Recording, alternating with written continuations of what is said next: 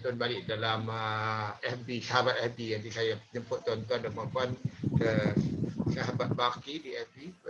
Okey, alhamdulillah. Subhanaka la ilma lana illa ma 'allamtana innaka antal alimul hakim wa la haula wa la quwwata illa billahil azim. Rabbi shrah li sadri wa yassir li amri wa hlul 'uqdatam min lisani yafqahu qawli. Alhamdulillah, saya petang sucikan tahniah kepada tuan-tuan dan puan-puan yang telah mendaftar untuk kursus atau bengkel Baqi, itu bahasa Al-Quran Yusra untuk 6 minggu ini, dan untuk sama-sama kita mendalami sedikit untuk memahami ayat-ayat Allah. Kerana memahami ayat Allah dengan membaca terjemahan berbanding dengan kita faham daripada perkataan-perkataan yang tertulis dalam bahasa Arab dan disusun begitu rupa dalam Al-Quran, cukup amat berbeza. Kesannya cukup amat berbeza.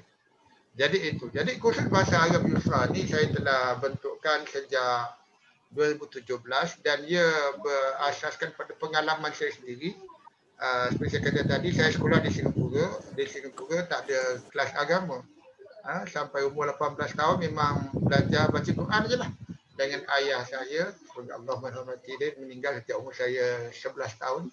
Dan banyak guru saya mengajar ngaji, khatam Quran lah, dia khatam baca. Khatam baca. Bila dah khatam baca tu, jarang pula orang nak baca kan. Dah khatam dah kira dah habis, tak payah baca lagi. Setakat dululah orang dulu kan. Tapi alhamdulillah Allah, saya cukup membaca Quran tu walaupun tak banyak, konsisten lah. Dan sejak itu, tapi Allah pelihara saya dalam kebaikan dari segi itulah. Baca Quran, tetap baca walaupun setengah muka surat satu hari ataupun satu muka surat sampai sekarang. Alhamdulillah Allah beri saya keupayaan dan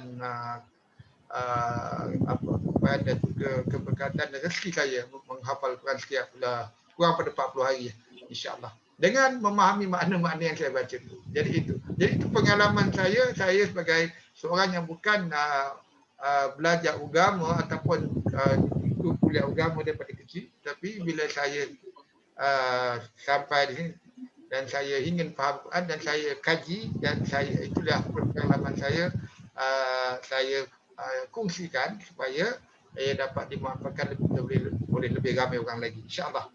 Dan itu Yusra terdiri pada nama Yusra tu Yusuf dari isteri saya Dr. Haila. Itu Yusra masuk mudah juga. Yusra masuk mudah. Ya. Jadi kursus bahasa Yusra bahasa Al-Quran dan Yusuf dan Haila ataupun mudah, dan kita bekerjasama dengan College Darul Hikmah. College Darul Hikmah iaitu yang diketuai oleh Ustaz Dr. Siddiq Fadil sejak 2018.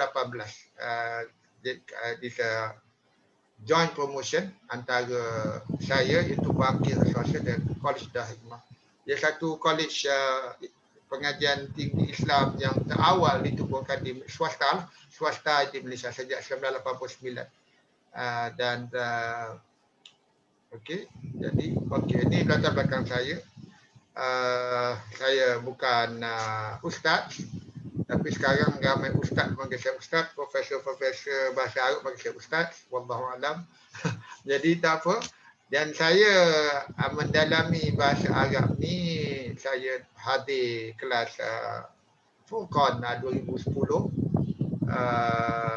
2014 lepas saya balik haji. Saya balik haji 2013, 2014 start baca ini kelas Furqan 10 bulan, dan lepas tu saya jadi ahli sumber hidup Arabic Syaar Program ada di Ontario, Canada. Ini khusus belajar tentang Nahu dan juga tafsir Quran dari aspek Nahu jugalah. Sekarang pun memang ikuti kelas dia sebab saya jadi ahli sumber hidup. Jadi lepas tu itulah latar belakang saya sekolah di Singapura, dan saya juga sekarang ni bukan mantan, masih pensyarah part-time Business School UniKL. Saya ajar ekonomi.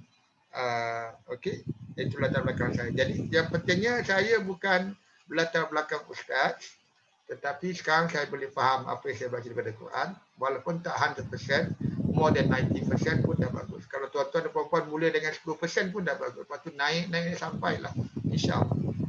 Pengalaman yang kita ajar peserta sebelum ini, yang peserta saya banyak yang dah pencen lah. Orang dah pencen-pencen nak ikut Quran kan. Tapi yalah, selalu orang dah pencen-pencen ni, yalah maaf cakap bukan saya nak kecil, kadang-kadang lambat sikit kan. Tapi Alhamdulillah, dah yang join sejak Julai sekarang ni dah boleh baca dan boleh faham. Dan kita buat latihan abadi tiap-tiap minggu. Macam besok kita latihan abadi untuk pelajar-pelajar baharu. Dan hari Sabtu pagi kita ada untuk yang lebih advance lah. Jadi kita berlatih bersama membaca Quran.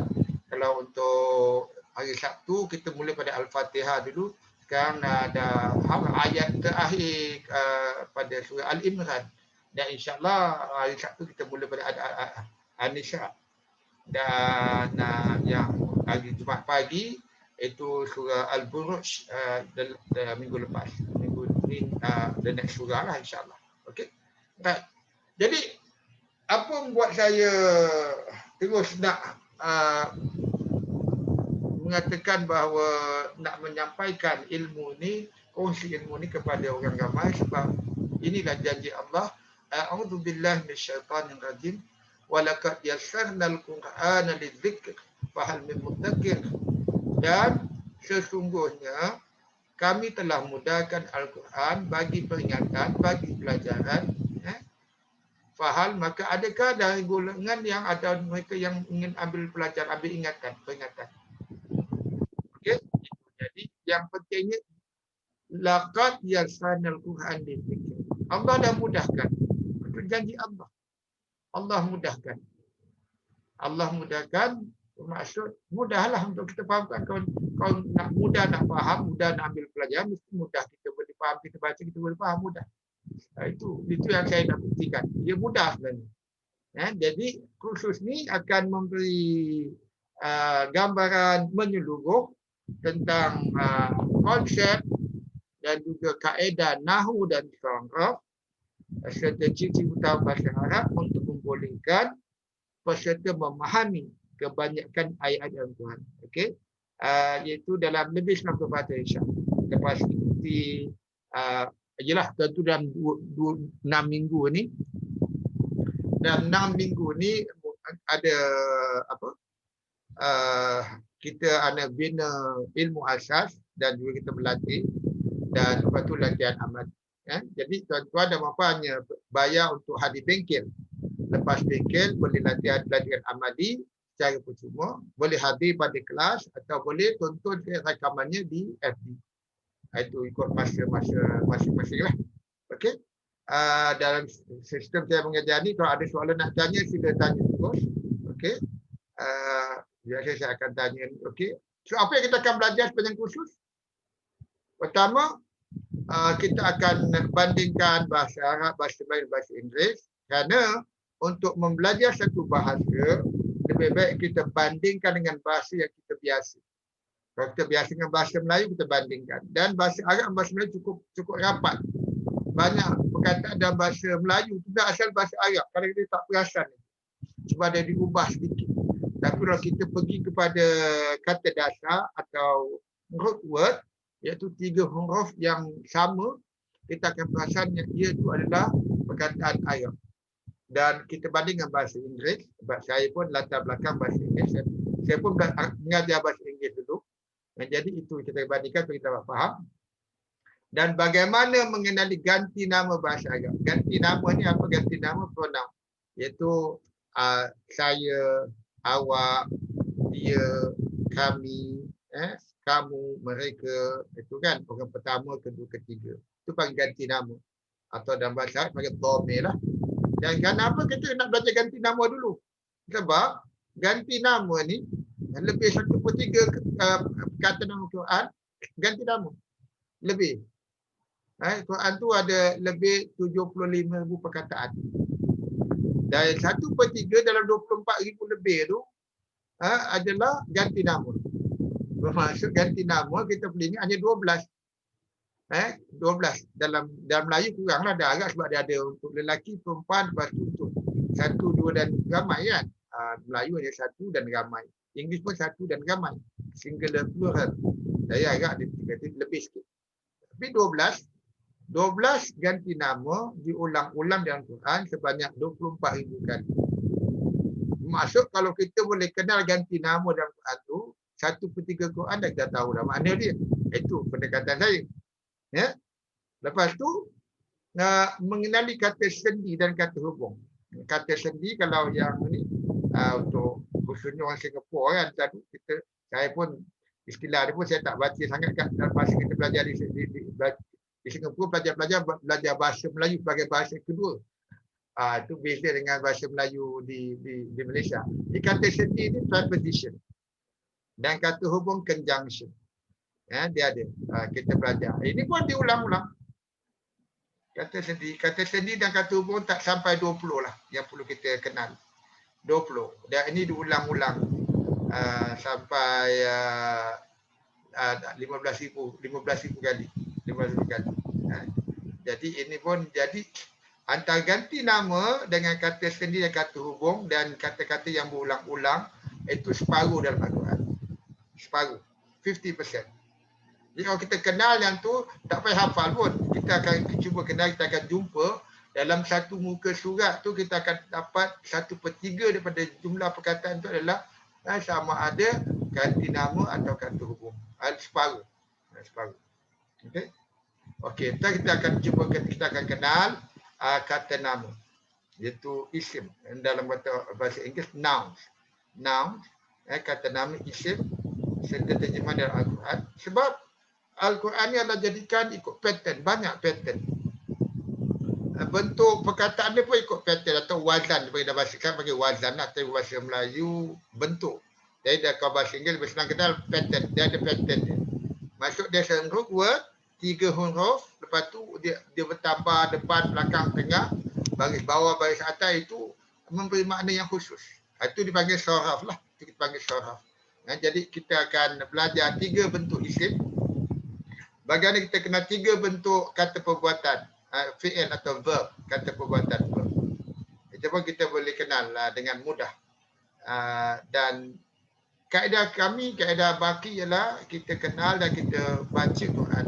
Berlatih dengan baca Quran. Bila kita baca Quran, kita perhatikan apa yang kita dah belajar ni dan cuba kenal pasti ataupun ingat apa yang kita belajar dan bagaimana ia dibentang dalam Al-Quran. Dan lama-lama kita akan dapat. Lama kita ulang, insya-Allah kita akan dapat. Tapi ilmu asas ni kena ada lah. Jadi kita tahu apa kita nak cari. Ya.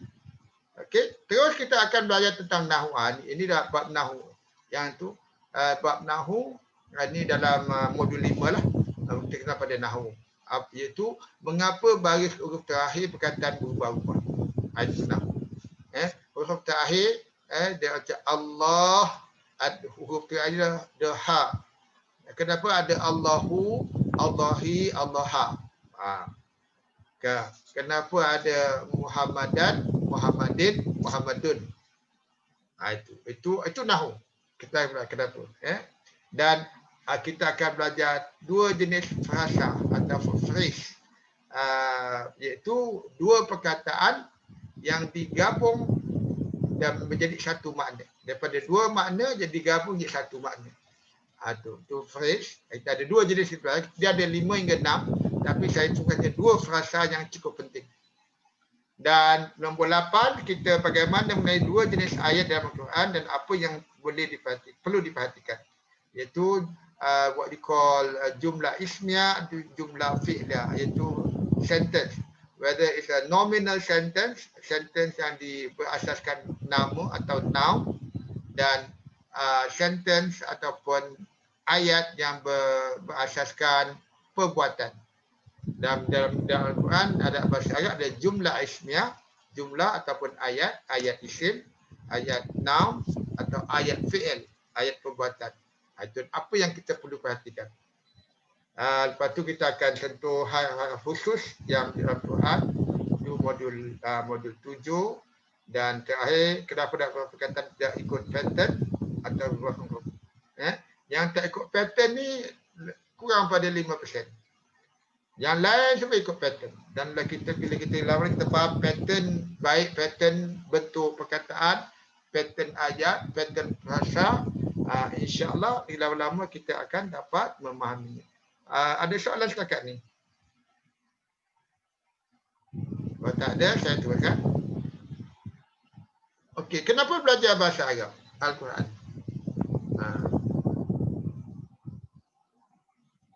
Okey. Pertama, untuk tingkatkan mutu ibadah.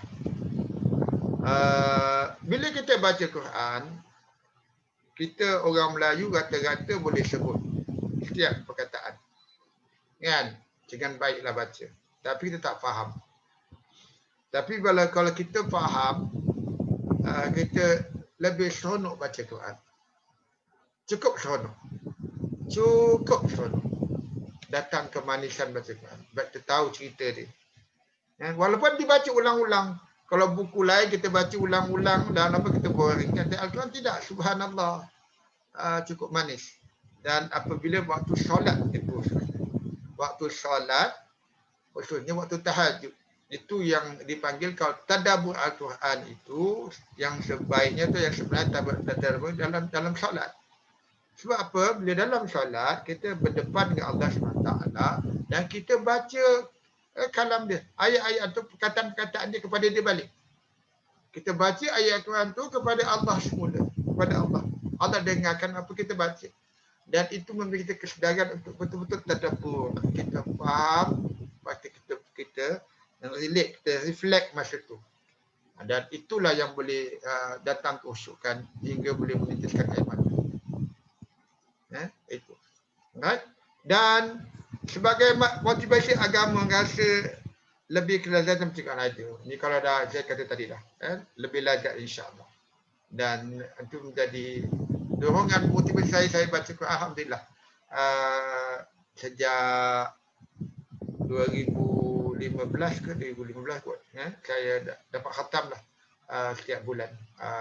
Walaupun kadang lebih 3 hari, kadang 30 hari. Kadang kejar, kadang lambat sikit. Alhamdulillah. Okey. Terus menjadi batu loncatan untuk menguasai bahasa Arab secara umum. Dan bila kita dah belajar tentang Nahu, kita baca Quran, insya-Allah untuk kita kuasai bahasa Arab, kuasai bahasa komunikasi lebih mudah. Itu. Cuma bahasa Arab komunikasi ni tak banyak bincang bahasa Nahu.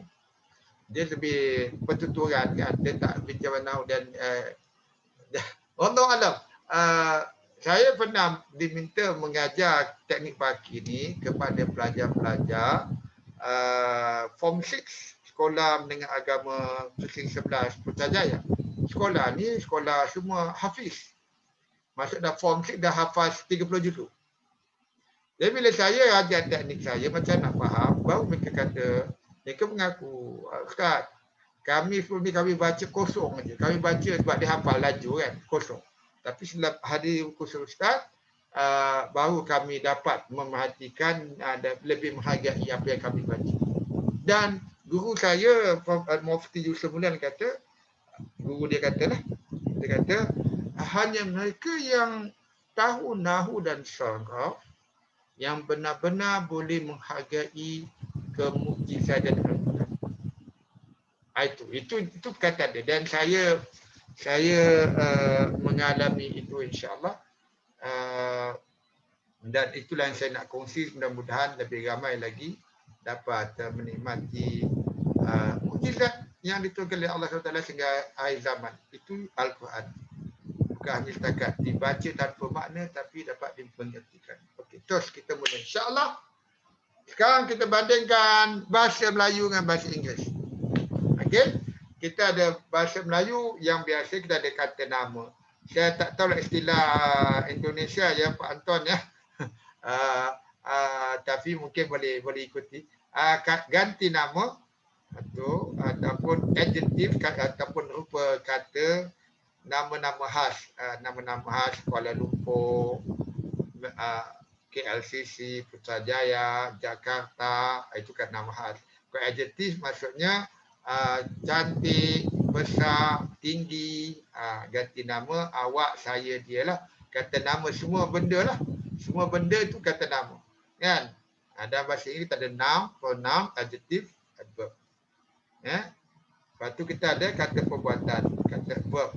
Kita ada sendi nama, kata hubung, preposition conjunction. Kalau kita bandingkan, bahasa Melayu, kaedah grammar dia ikut bahasa Inggeris lah.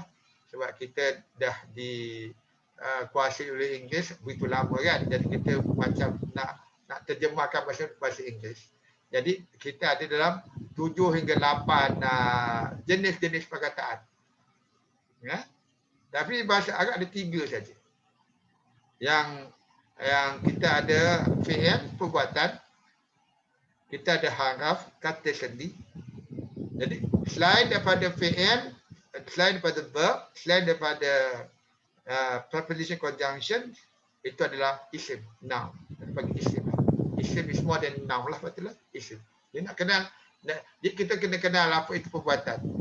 Kalau dia bukan perbuatan, dia bukan harap, itulah isim. Itu termasuk kata nama, ganti nama, adjektif, kata nama dan lain-lain. Itu. Jadi kalau kita tengok sini, untuk mengolah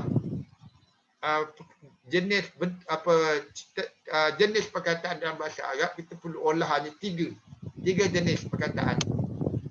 Berbanding dengan bahasa Inggeris, ada 7 atau 8 atau lebih. Jadi memang secara logiknya memang mudah untuk memahami bahasa Arab atau menguasai bahasa Arab daripada bahasa Inggeris. Saya mengajar bahasa Inggeris pun saya ajar muat, saya ajar juga. Dan memang bahasa Inggeris adalah satu bahasa yang orang panggil crazy.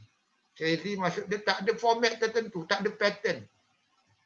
Tu nak belajar nahwu bahasa Inggeris makan masa panjang. Itu. Tapi bahasa Arab mungkin kerana terlalu mudah untuk orang-orang yang belajar bahasa Arab daripada kecil, dia tak fikir pasal nahwu. Saya pernah tanya kepada seorang ustaz, dia profesor lah, dah pension dah daripada Akademi Islam. Saya cakap saya mengajar begini, Syekh, anda tak pernah belajar nahwu lah Syekh. Buat apa? Cakap lama, pandailah faham. Yalah ustaz belajar bahasa Arab daripada ustaz kecil sampai ke universiti. Ini orang-orang awam yang biasa ni nak belajar macam tu, bila nak pandai. Kan? Sekarang ada kaedah, maksudnya kita belajar, kita tahu asas-asas nahwu dan saraf bahasa Arab, lepas tu kita baca Quran dan kita apply knowledge tu, dan lama-lama kita dapat memahami. Okey. Right. Jadi ini perbandingan bahasa Inggeris. Kalau bahasa Inggeris, ini buat nahwu. Ini beza dia, ini dipanggil okey.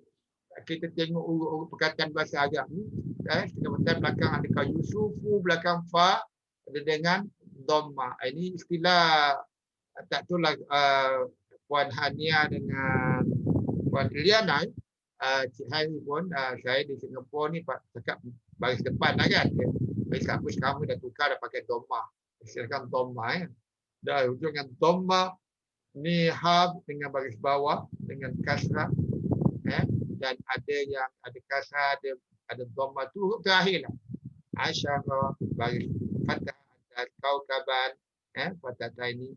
Jadi baris tu berubah, ada yang fathah, ada yang dhamma, ada yang kasrah yang abadi. Kita tengok huruf terakhir. Kenapa yang berubah? Ada macam ni lah. Macam itu ayat di bawah ni dalam bahasa Inggeris. I give him his book, he thank me. Kan? 3 him, his dengan he, ini ada 3 perkataan yang berbeza bunyi. Tapi merujuk pada satu entiti, iaitu seorang lelaki. Orang ketiga, seorang lelaki. Kan? Cuma dia lihat I give him jadi objek kepada perbuatan give, memberi. His book menjadi hubungan pemilikan. Dan he thank me, he jadi subjek, iaitu yang melakukan perbuatan. Jadi dia berubah bunyinya. Tapi untuk bahasa Inggeris, ini hanya berlaku terhad kepada pronoun lah. Him dengan she, atau we dengan us, itu aja kan, pada pronoun. Tak pada isim lain, nama-nama lain. Tapi bahasa Arab, hampir semua peranan perkataan itu tergantung pada peranan di dalam ayat, sama dia menjadi objek dia menjadi subjek atau dia pemilikan akan berubah. Dengan itu, baris huruf terakhirnya akan berubah. Okey? Itu pengingat awal. Okey, jadi ini istilah-istilah yang kita guna. Kita ada fathah ini, kasrah ini harap ada masalah tak kalau untuk saya? Kadang saya tak guna baris depan, baris atas, baris bawah lah kan. Saya akan guna istilah ni. Fathah, kasrah, dhammah. Baris atas, baris bawah, baris depan. Ini dia punya tanwin lah. Dua baris atas, dua baris bawah, dua baris depan. Okey? Jadi harap tak ada masalah. Okey, sekarang kita mula dengan perkataan yang berulang-ulang. Mungkin ni saya dah cakap tadi, isim-isim serta haraf yang berulang daripada 50% daripada seluruh perkataan Al-Quran. Jadi daripada 75,000 lebih perkataan, hampir 37,000 adalah haraf dan perkataan yang berulang-ulang. Jadi itu tak banyak. Jadi kalau kita dapat hafal yang ni atau kita biasa kan, insya-Allah dah ada dalam tangan. Dan untuk mudahkan ini juga, kalau kita kaji juzuk pertama Al-Quran, iaitu daripada Al-Fatihah sampai ayat 141 surah Al-Baqarah, iaitu lebih 85% perkataan itu berulang-ulang. Okay? Jadi kalau kita ulang banyak kali, jadi itu yang mudah kita faham. Kita dah baca satu, kita akan jumpa perkataan di tempat lain. Kadang-kadang frasa yang sama diguna tempat lain, jadi kita akan bertambah lagi.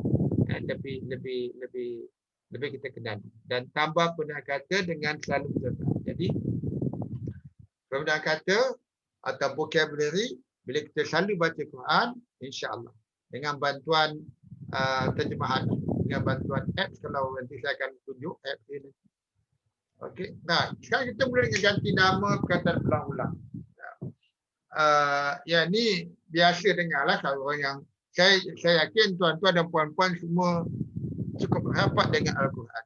Maksudnya baca Quran tu selalulah, walaupun mungkin tak setiap hari tapi selalu baca, dan kalau mudah-mudahan boleh baca setiap hari.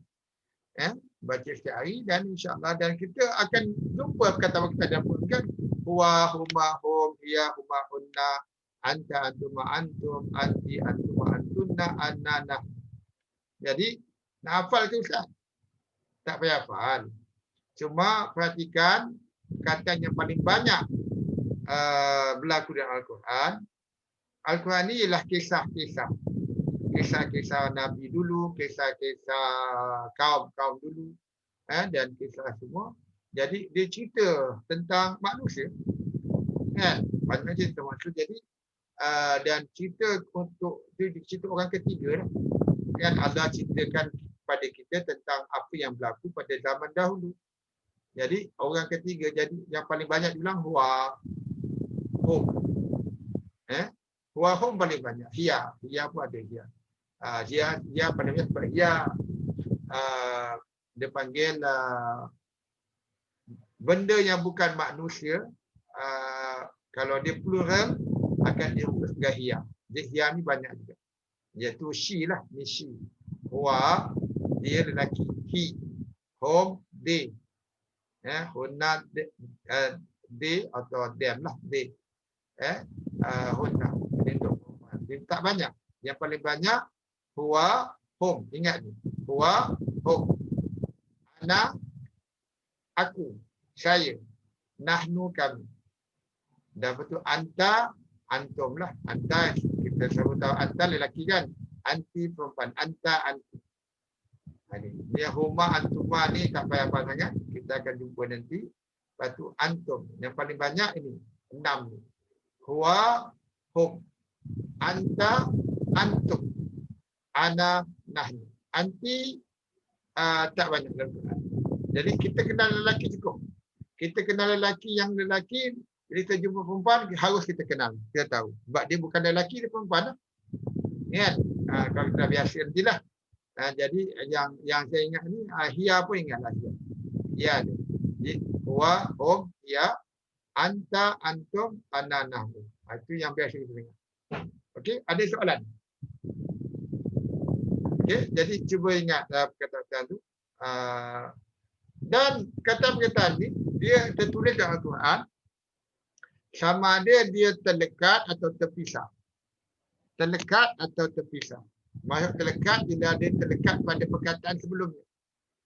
Dia akan berubah bentuk sikitlah. Macam kalau kita tengok pada sebelah kanan, kita ada huwa.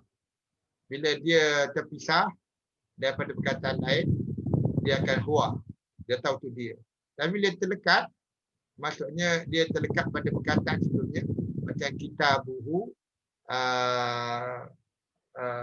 kitabuhu, tahtahu atau tahtahi ataupun tu, tahtahu. Dia akan jadi hu.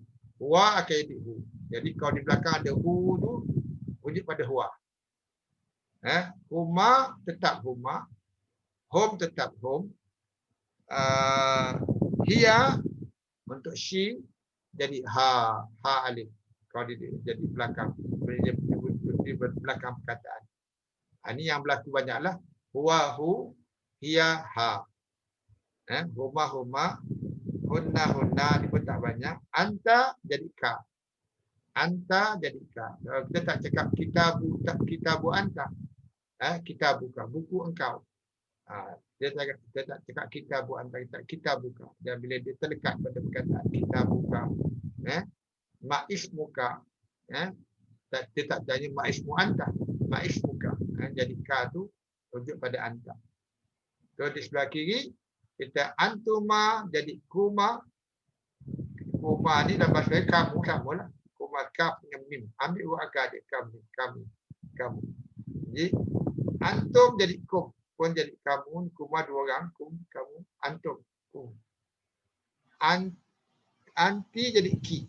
Kalau anta ka, anti ki. Kita buki. Okey. Lepas tu, antuma, kuma, antunna, kunna. Ini tak banyak. Ini tak payah apa yang ni. Fokus yang tadi, yang 6 tadi.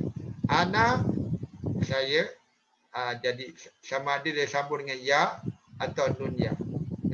Boleh jadi kitabi atau kitabani.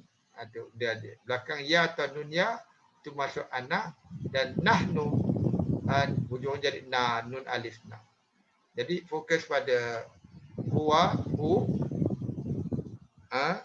hiya, ha, anta, ka, anti, ki, dan ana, i atau ni, nahnu, na. Itu cara dia tulis cara melekat. Okey. Ada soalan? Okey, kita buat latihan. Berapa jam? Kita akan berhenti dan 9 suku kejap nanti. InsyaAllah kita solat. Okey, right. Jadi ini ada ayat Al-Quran. Tugas tuan-tuan dan puan-puan cari dhamir. Dhamir itu isim ganti nama. Yang terlekat atau terpisah. Boleh cuba. Tengok dan siapa nak mulakan. Ada. Okey. Silakan.